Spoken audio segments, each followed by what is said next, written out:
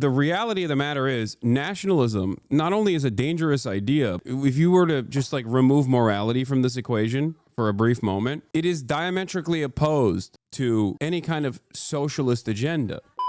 Episode is brought to you by Audible. Start the timer. I've got like 20 minutes tops to cover socialism, communism, corporatism, fascism, Nazism, the Great Depression, German politics under the Weimar Republic. This is Were the Nazis Socialist by Second Thought. The Third Reich, and of course, Hitler. So we genuinely have no time to spare. This video won't cover every aspect of the Nazi regime, that'd be impossible, but rather make a pretty limited argument with as much evidence as I can fit in this video. That argument is that the Nazis were not socialists. Let's jump in. There's a good chance you've heard that the Nazis were socialists. They were not.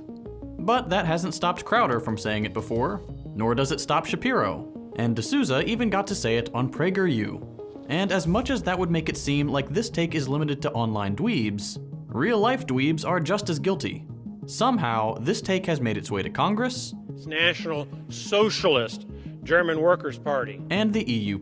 It's so funny because it's like, I guess Night of the Long Knives was just leftist infighting. That's what was going on. Classic. Those classic socialists that openly, actively murdered socialists. Parliament, where this happened. that Nazis were national. Let me tell you something, okay? If the Nazis were actually socialists, liberals would not have capitulated to them, okay? Liberals would have fought them tooth and nail. As a matter of fact, that's precisely what they did with the actual socialists and the communists and the trade unionists, as a matter of fact. So that's how you know those motherfuckers were not socialists, okay? But there's also a lot of, a lot of things that the Nazis did that is anti-socialist in general, and we'll talk about that too. National socialists. It's a strain of socialism. So let's not pretend it's... As you just heard in that clip, usually the argument for calling the Nazis socialists boils down to, well, it's in their name. Nazi is short for this, which in English translates to this. And because it says socialist right there, this is supposedly enough proof that the Nazis were socialists and that therefore socialism is evil. It's a take on par with running to a public bathroom and snacking on that little blue puck because it has cake in its name. But there's a lot wrong Yummy, tasty with this take, and it starts with the problem of definition. Conservative That's a good one too, bro. Poo in shampoo doesn't mean there's poo in it. Yeah, I mean, look, you can also ask liberals if they think the Democratic People's Republic of Korea is democratic. That's the one that they will, that's the one that immediately causes people to go, okay, maybe that's not the case, you know? Don't know, or more likely, purposefully obscure what socialism is, since that allows them to use the term for anything they want. Usually, to equate it with the most destructive political regime the world has ever seen. So, let's actually define socialism. Socialism is a society in which the means of production are held in common. Lots of jargon there, so let's clear it up. Under capitalism, our current economic model, the means of production are held in private. Factories, businesses, and all the other industries that produce things and services of value for society are owned by individuals or a small handful of individuals. We call these people capitalists. Thanks to this ownership over the means of production, which from now on I'll just call private property, capitalists get a lot of privileges. Which is different than personal property, for the record. That's the other common meta where people will be like, oh, the socialists want to come take your toothbrush. You can't even have a toothbrush. It's like, no. Private property is not the same as personal property. My house, for example, would be personal property. Okay? If I were to move out of this house, purchase another one, and then rent this one out as a landlord, it would be private property. Private property is property that you own with the express purpose of engaging in capital accumulation. Just so you guys understand. That's what that little note explained on the screen as well. I'm just describing it to you. Okay, this is the distinction. The idea that like no one should have ownership over anything is stupid. That is not the argument the socialists make. Maybe some people make that argument, but they're insane, okay? Namely profit, and have a large degree of authority. They are not elected to their role or representative of society in any meaningful way. Capitalists just own stuff.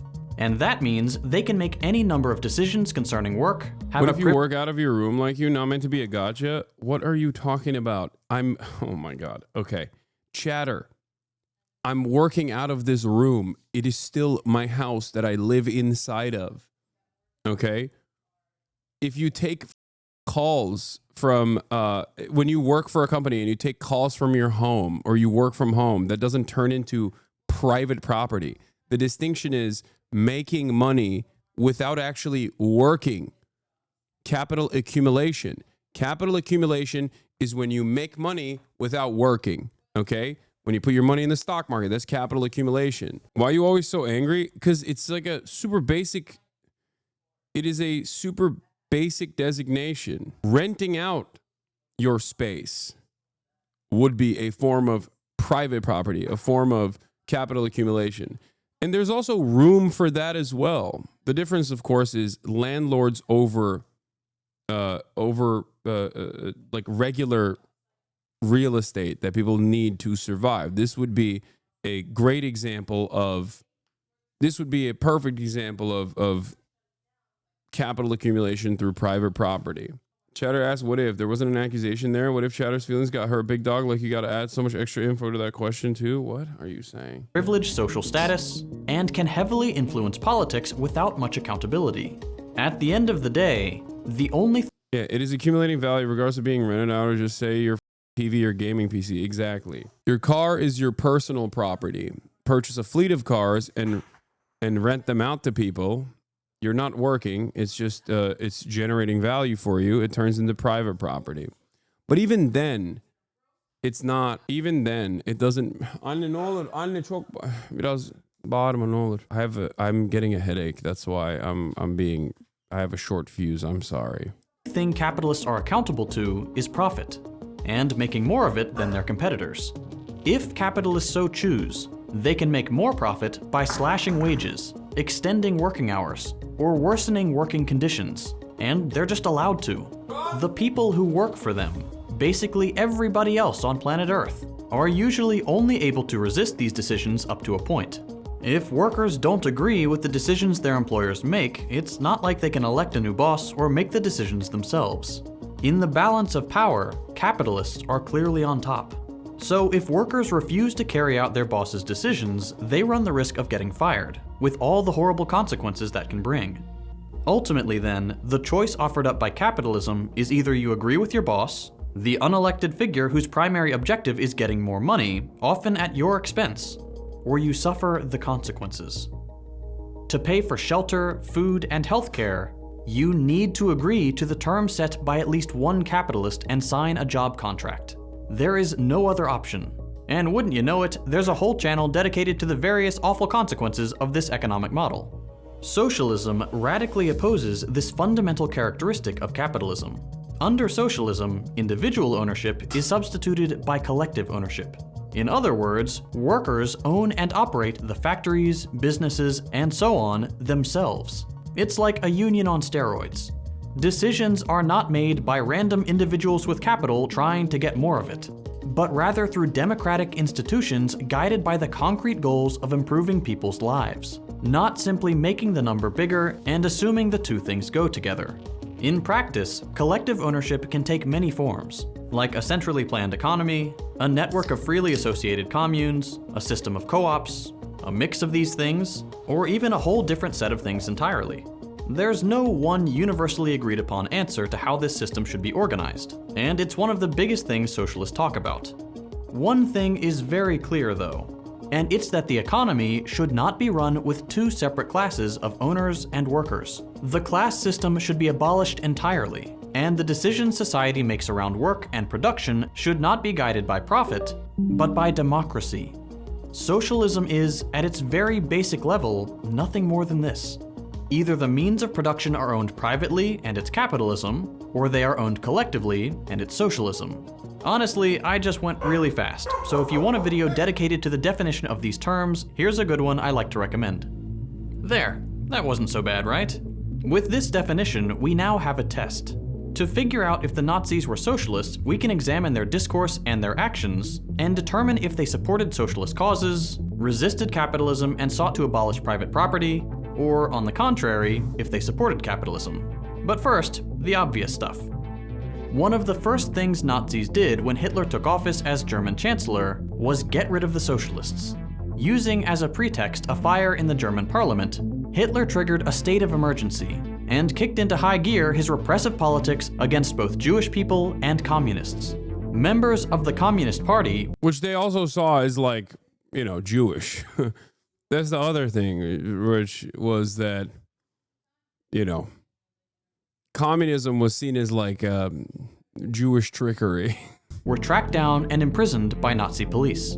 The party itself was functionally outlawed, removed from parliament, and its members were pushed into either exile or prison. In fact, the sudden boom in prison populations from targeting the communists led to the creation of some of the first concentration camps, filled with socialists before becoming one of the Judeo-Bolshevism, Jewish communism, Jewish socialism, Jewish Marxism, cultural Marxism. Interesting. How did that?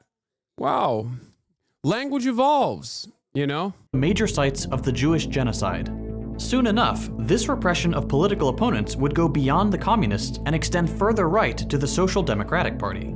In the end, both parties that represented labor in the German parliament, whether revolutionary or reformist, were cut out of the political process entirely.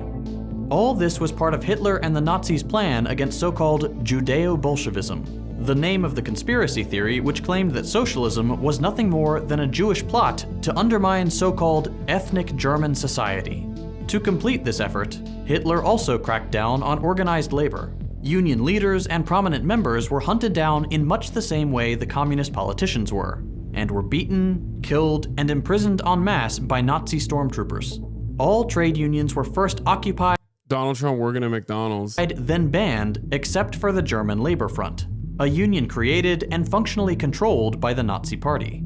Collective bargaining and strikes were gone, and all that was left of the labor movement was the puppet union the Nazi Party had set up, which failed even the most basic function of a labor union by bringing employees and employers under the same roof. The whole purpose of labor unions is to be a force of opposition to capitalist authority. Making the two share an institution effectively kills any leverage that workers have, and this was, of course, the point. On top of all this, the deaths and the destruction, the GLF's leader was appointed by the Nazi Party, not by union members, and therefore, the organization heavily tipped the scale towards capitalists. In just a few short months, the Nazis had destroyed labor militancy altogether. But that's not all. You might remember that the Nazis were famous. Oh yeah, nowadays they don't say Judeo-Bolshevism, they say Islamo-leftism, right? Le wokisme. Islamo-leftism. That's the thing that, because European fascists, they need an enemy. They need an outsider enemy. You know what I mean? You gotta have one. L'islamo-gauchisme. That's what it is. As for their book burnings. Unsurprisingly, these same anti-socialist politics were obvious there too. Many of the authors whose books were burned were central figures in socialist politics. Wait, I thought they were... My favorite political commentator said that they were burned because the books were written in Jewish. I don't know if I agree with what this guy is saying. Like Karl Marx, Friedrich Engels, Vladimir Lenin, Rosa Luxemburg. Wait, so these guys didn't write in Jewish? Leon Trotsky, and many others. A conscious effort was made by the Nazi Party and their sympathizers to destroy socialist literature because, generally speaking, the Nazis were desperate to destroy just about every outlet for socialist politics. All told, these measures are why that famous poem starts with the line, "First they came for the communists." That is just what the Nazis did. They crushed the parties that championed socialist politics, the books that legitimized these politics analytically, and the labor movements that brought these politics into the world by giving workers power. But all these events have been brushed under the rug or presented by conservatives as nothing more than socialist infighting, based on evidence? Heard left-wing brothers say, like, if Muslims and brown people come here, that will turn Europe fascist, so I'm against them. Yeah, that's a liberal talking right there. Oh my God, a social fascist, if you will, because that's the guy that says, look, I'm not racist, but other people are racist, and they'll be racist if more of the inferior race comes here. And then it will be impossible to combat these other races. Not me, I'm not. The idea that you shouldn't be actively combating that kind of rhetoric, but instead caving and capitulating to that kind of rhetoric and saying it is actually not the growing racist movement that is responsible for the racism, but instead people to be racist too, is ridiculous. It's cultural Marxism in the US and Islamo-Marxism in France specifically, and also with Persian Shah supporters. Which it clearly wasn't. Socialists are usually not too keen on burning Marx's books or hunting down labor union leaders. And as a little bonus proof of this divide, I hate libs, but don't use Stalinist terms for non-Stalinists, man. I don't care. If it's correct, it's correct. You know what I mean? What are you talking about? I mean, he cooked on that one. He wasn't wrong on that one. Between socialists and Nazis, neither the Nazis nor the socialists ever considered themselves or each other to be part of the same political family, something they made very clear by their seats in the German parliament. But since this last point is only a little stronger than the "it's in their name" argument, let's go back to the more concrete stuff. The Nazis were both a tool of German capitalists and promoters of the capitalist economy. It's not simply that they crushed labor power and leftist politicians, they actively furthered the interest of capitalists at a time where capitalism was in a bit of a troubled spot, to put it mildly. The first thing we can look at to make these arguments is the institutional support from capitalists that the Nazis received. In short, quite a lot. German industrialists helped promote Hitler's rise to power in every way they could. Capitalists from some of Germany's largest economic sectors invested millions of Reichsmarks, upwards of $30 million today, to prevent the Nazi Party from succumbing to its financial difficulties and to help the party win elections. And to bolster their financial support with symbolic pressure, industry leaders also wrote and co-signed a letter sent to Hindenburg, then president of Germany, imploring him to appoint Hitler as chancellor to quell quote-unquote class antagonisms. In other words, large capitalists wanted Hitler's leadership to deal with the rise of socialism. Whether this support was decided... This is why sometimes liberals will get really horny and will openly state that it was actually the growth of communist and revolutionary movements in Germany that created ample ground for the Nazi regime to take power, which is kind of like what your quote-unquote social fascist leftist friend was saying about the people becoming more racist because, you know, Muslims are coming into the country. We can't let Muslims come into the country because we can't have these people become more racist. Okay, so you agree with what their agenda is, which is to not let people come into the country that they have declared inferior. You might not think that they're inferior, but it kind of feels like you do think that they might be a little inferior, you know? What liberals are saying that? What do you mean? Oh, dude. Back in the day, I used to do a lot more history or theory-focused streams where liberals would actively say that. I've duked it out with liberals. I'm shocked that there isn't actually a liberal in here right now still advocating for this, claiming that it was actually how scary the communists were that made liberals lean into the Nazi party. Decisive in Hitler's victory is up for debate. But what is undeniable is that it proves the close relationship between the two camps. And this relationship served a purpose. The Great Depression, the economic burden of the Treaty of Versailles, and the various bourgeois governments that ruled Germany under the Weimar Republic prompted more and more Germans to look for an alternative to capitalism. Specifically, they turned to socialism. Between 1928 and 1932, for example, the Communist Party more than doubled its membership. People were turning to the left en masse and at an unprecedented pace. The Communist Party was still a parliamentary minority, to be sure, but industrialists feared that these trends would continue and that socialism would come to end their monopoly over the means of production. What's more, German workers had recently won the right to unionize and secured the 8-hour workday and unemployment insurance. German Revolution succeeds. Business plot fails still. FDR becomes an overt socialist. They pack up Imperial Japan fairly quickly, and Italy is dealt with as well. Good timeline. The world has evolved beyond capitalism. global communism, global fully automated communism is implemented. Stalin helped Spain. I mean, that is such an alternative vision of history that like it's impossible to imagine, because now you're thinking the USSR doesn't have 20 million dead. The sky's the limit at that point. No longer as nowhere near as paranoid, and has significantly more power. China is completely controlled by and instantly controlled by Maoists. Very different timeline. No one knew how far these trends would go, and capitalists couldn't afford to find out.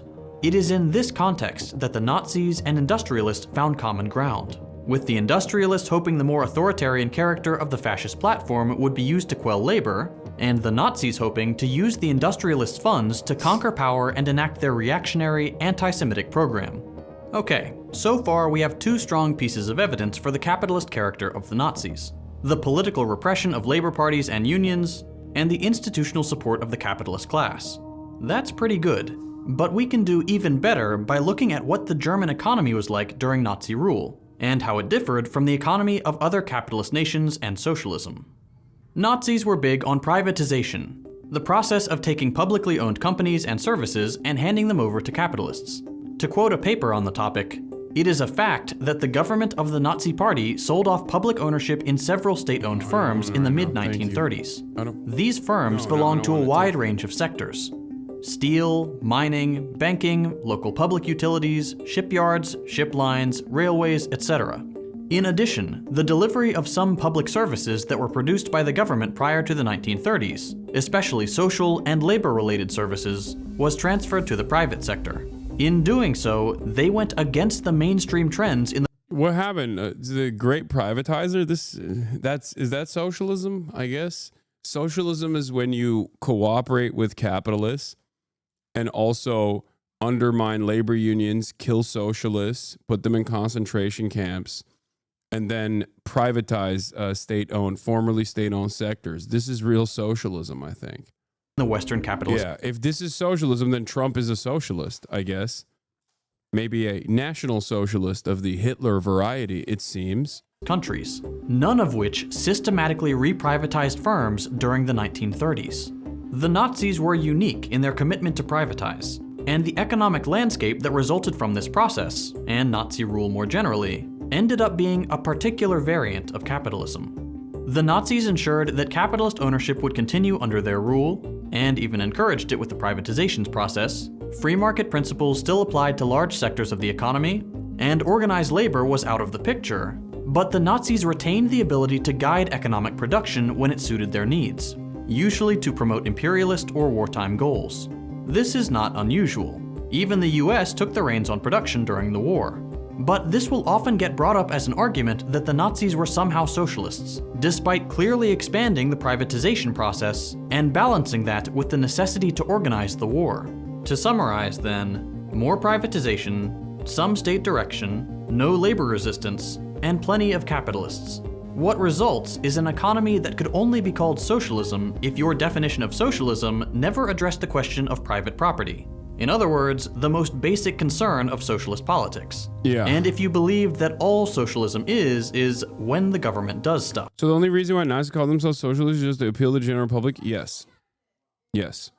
This is why I've always been particularly fearful of the dangerous propaganda coming from the Tucker Carlsons of the world, who understand that there is left populism, who understand that there is a lot of momentum for left populism, and will use it to drive home their dangerous agenda of nationalism. The reality of the matter is, nationalism not only is a dangerous idea, but if you were to look at it, if you were to just like remove morality from this equation for a brief moment, it is diametrically opposed to any kind of socialist agenda. Like, nationalism is pure idealism. It's not materialist at all. The notion that you are a superior race or you are a superior nation, like, this is ridiculous. It's not real. I don't know how else to describe it. It's just fake bullshit.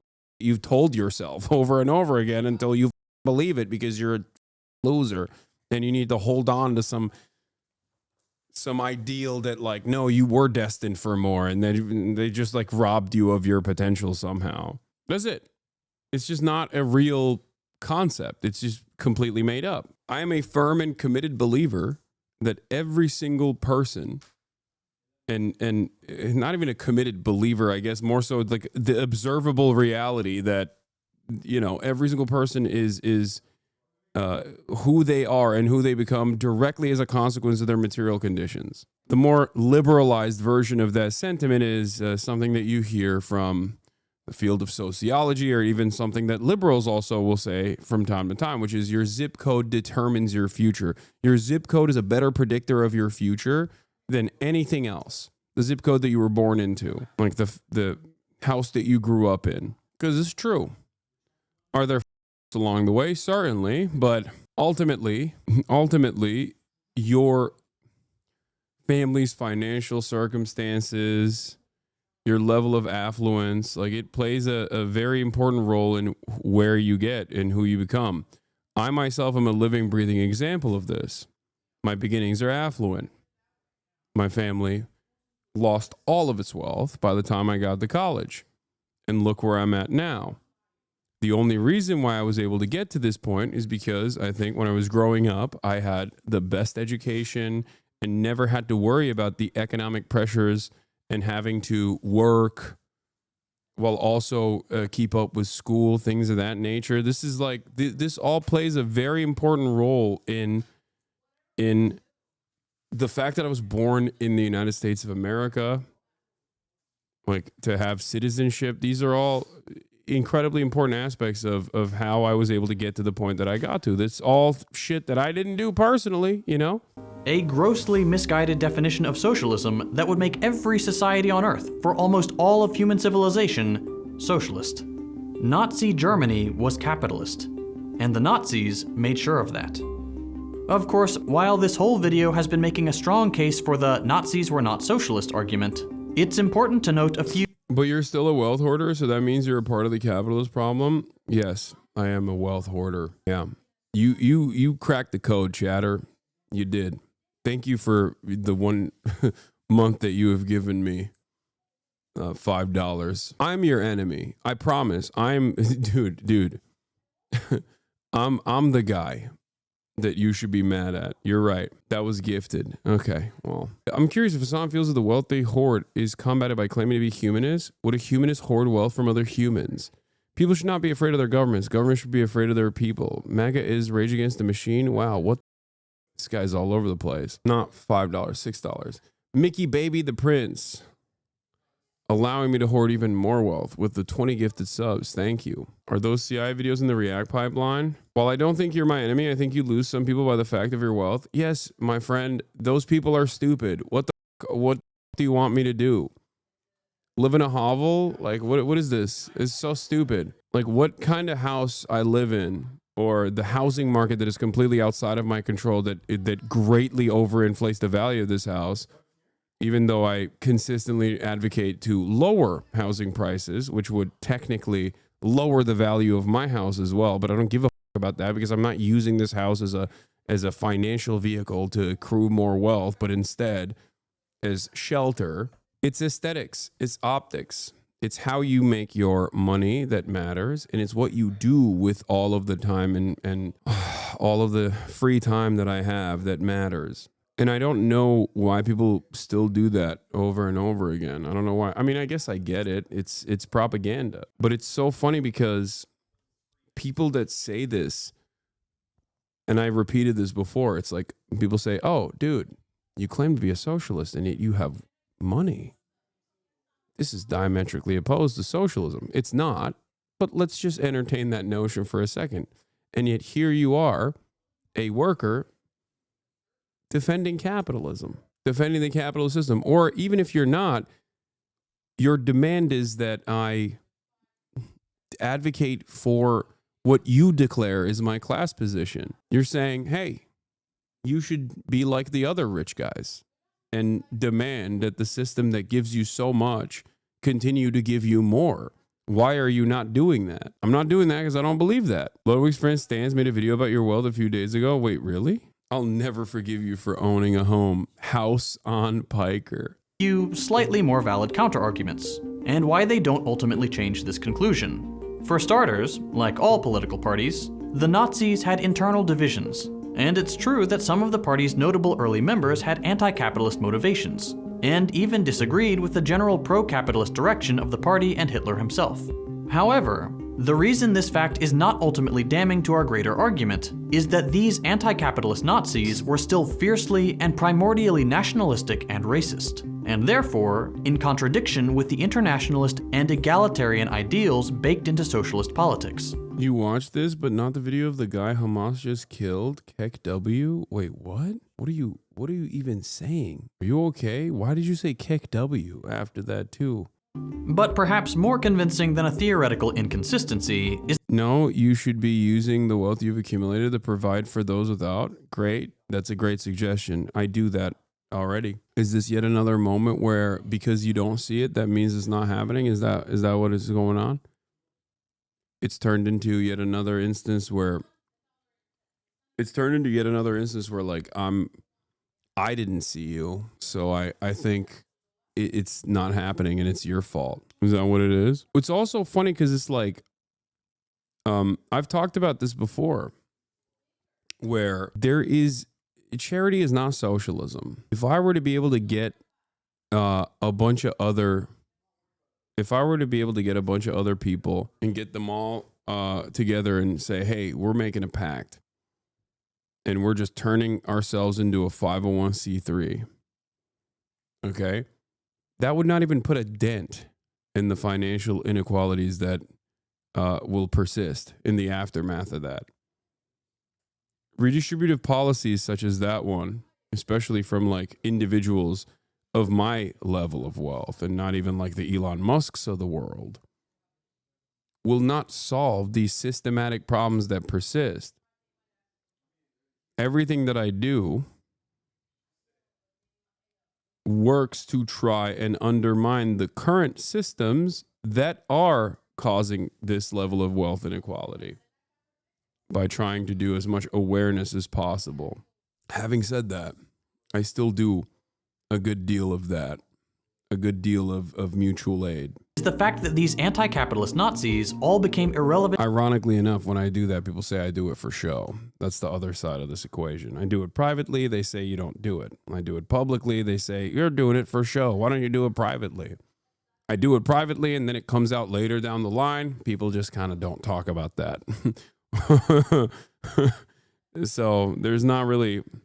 This is precisely the reason why I always say to others who come to me and ask me like, oh, why? Well, people always chirp at me like for doing this and doing that. I'm like, just do right by others, man. Who cares about all the noise? To the Nazi project almost immediately.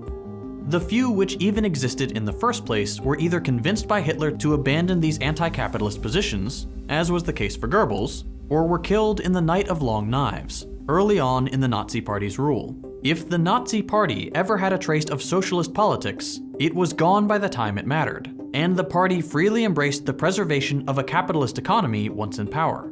Secondly, this video started with a long and frank— I think people just hate you because you're well off. I don't think people hate me, but those who do don't hate me because I'm well off. Those who do hate me because of what I'm saying while also being well off. Because there's a million people out there that are well off, but don't spend every waking moment trying to do agitative propaganda. I always use the example of what's his face, like the dude with the sexy voice that plays video games. What was his name? I'm forgetting. Oh my god, I'm blanking out. He's a Markiplier. Markiplier is a perfect example of someone who is infinitely more well off than myself, but he doesn't brand himself as a socialist. Why the f should he? He keeps his political positions close to his chest, but is a genuinely really good guy, a really nice guy. Okay? And for that reason, nobody's getting mad at him for whenever he comes out and does something nice.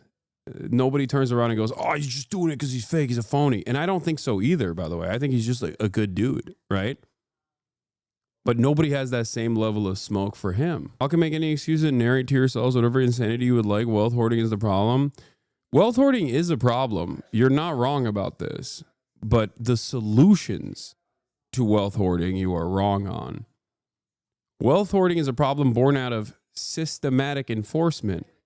It's a failure of the system. Just like every homeless person is an indication that the system has failed, every billionaire is an indication that the system has also failed. So your solution to this is to yell at a Twitch streamer who's trying to unlock class consciousness. So stop doing it. I'm not doing it. You're stupid. I don't know how else to describe this to you. You just don't like the fancy, flashy shit that you see on screen. That's it. How is this yelling? I'm not. Wait, what? I had these exact same beliefs when I didn't have money, and people said, you're just projecting rage onto me is hilarious. It seems like you're a little bit upset because you think you're suggesting that I'm doing this thing that I'm not doing, and you're doubling, tripling, quadrupling down and hyper focusing on this. And I don't know how to get you to understand. I'm trying to be as charitable as possible to you, but I don't think it's happening. I don't think it's gonna happen. As I was stating earlier, wealth hoarding and wealth inequality is born out of capitalism. It is a normal part of the process. It's a normal outcome of the process. Okay? So you have to undermine and change the way that the system works in order to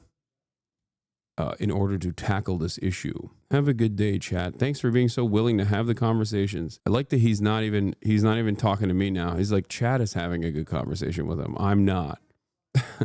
Because I'm a bad guy. Boring definition of socialism for a reason. I did this on purpose because although Hitler had the word socialism in the name of his party, he also made every effort to distance this word from its original definition, a trick which we continue to see used today to try and associate the Nazis with socialist politics. Hitler wanted nothing to do with the actual definition of socialism, the abolishing of private property. So he made sure the word would only ever mean something else to his audience. Whether that was by calling real socialism a Jewish conspiracy, captured in the phrases Judeo-Bolshevism and Jewish Marxism. It seems like he's giving his heart out here. Feels like he's giving his heart out. Y'all are in a cult? It's shocking. I hope you have a great day. Or to redefine the word into some vague form of nationalism. I think you just want to be heard, and it's fine. I think that's a very normal, very human need. You want to be heard. You want to feel like a human. You want to draw some reaction out of people. Now, you can do that in a positive way, or you can do that in a negative way. You're doing a negative one. You should try and do it in a positive way, okay? Like in the passages I'm putting up on screen, Hitler was intent on socialism becoming a hollow vessel for his politics, a marketing tool that he could use to trigger mass appeal and play up nationalist sentiments without ever delivering socialist politics. Finally, there are plenty of other things I wish this video could have touched on. The writings of Mussolini on the nature of fascism and the anti-communist belief that animated it, some quotes on screen right now, the social Darwinism of fascist ideology that legitimized capitalist hierarchy and made a socialist economy antithetical to fascist projects, the reactionary patriarchal, anti-Semitic, and homophobic beliefs that inform Nazi politics, and plenty of claims made by the right about the Nazis that completely misrepresent Nazi rule. But with only 20 minutes and a schedule of one video a week, this is pretty much as far as I can go.